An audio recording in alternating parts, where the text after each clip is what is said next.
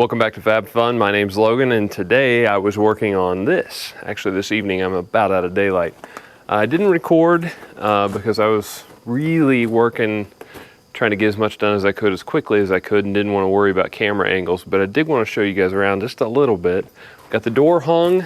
This is probably not the way you're supposed to do it, but I'm not a home renovation guy. I've been stuck doing renovations before and don't enjoy it. Got a window here. It's a single hung window. Single something? I don't know. Got the doorknob installed, deadbolt installed. I kind of screwed up. I didn't pay attention to how tall the door was, and it's a little bit taller than the opening, so I had to recess it back a little bit behind the opening so that I could fit the pre-hung door in. And it was a cheap one. I didn't want to pay for any special size. So I got that in.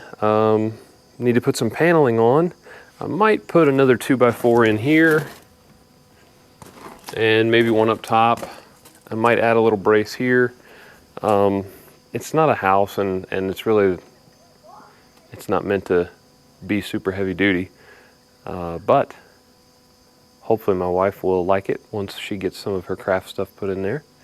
And we set this window, it may look like it's a little bit low, but I actually had her sit down and consider where she wanted to be able to see a window out the window, whether she was sitting down or standing up, and she's only like 5 foot tall. So that was the best height for her, so that's what we went with. I'm not going to show you the whole process or anything up close because it does look pretty bad, but we're making progress. Hope to have it closed in, move some stuff out of the barn, and give myself a little bit more space so I can take Project Yellow, put it in the barn without having to kick any of my own stuff out. Every time I walk by, I think maybe I'll just leave this all the same and start my mods from here back. I could shorten this drive shaft, and the driveline angle from that carrier bearing to the rear end, there's not very steep there. And if you're used to messing with any four-wheel drive trucks, you've seen a lot steeper driveline angles than that.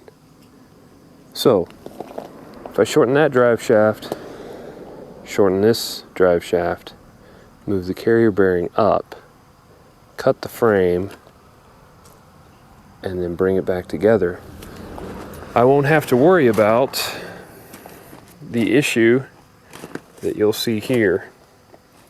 The leaf spring perches come under and wrap around the frame, which isn't too big of a deal, but the frame does change size. Where it's this big, it gets smaller.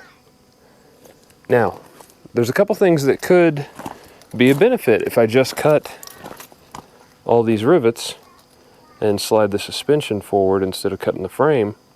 Number one, if the frame's just a little bit narrower back here, by bringing it up and mounting it up where the frame is taller, this back end will actually pivot down because the frame gets narrower right behind these leaf spring perches. So if you think about that, it's the bottom of the frame, it goes up.